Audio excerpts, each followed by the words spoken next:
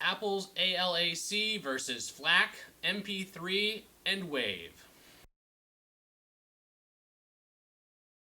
Apple recently open sourced or made available the standard for the ALAC format.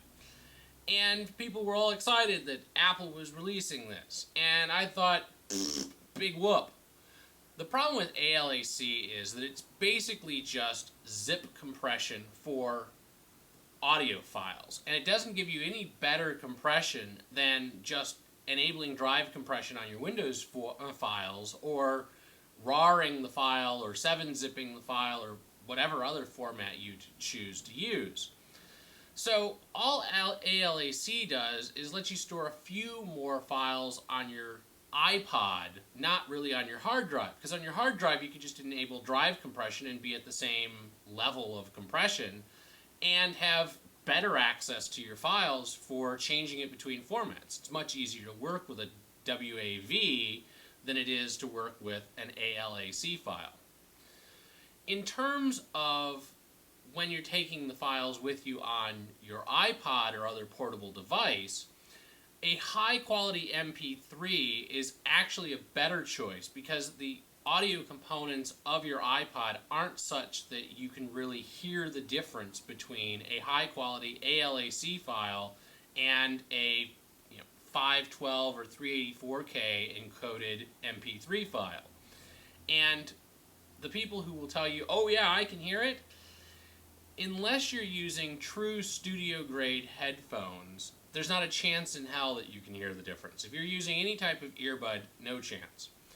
But really, the amplifiers that are in the iPod and iPhone aren't designed for amazing audio. They're good. They are better than a lot of the other portable players. But they don't have the frequency response that you're going to be able to tell the difference between a very lossless and a truly lossless audio format. And that's really just because it's a small little device that wasn't designed for astounding signal-to-noise ratio. I mean, you've got a phone, an iPhone, with a radio attached to it next to the amplifier for your sound. It's just not going to happen. All of the things that are in the iPhone are going to make it so that there is extra noise on the signal that is going to mask any advantages of the lossless quality that you've encoded to. And there's nothing you can really do about that.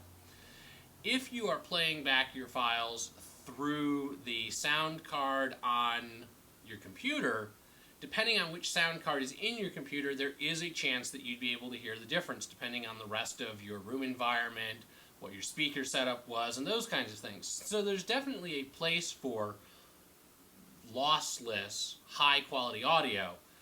But in truth, the stuff that you're buying on iTunes or that you're ripping from CD, you're not starting with high enough quality source, you're not playing it back on a high enough quality device that lossless makes any sense. So typically, if you're thinking about going with a format, go with MP3, it's the most widely distributed.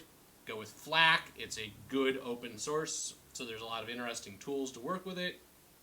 Go with just plain WAV and enable drive compression on your machine. ALAC has basically no place in the market, and that's probably a large portion of why it was that Apple decided to make it a standard that anybody could build files for, is that it had no intellectual property value, so they just put it out there.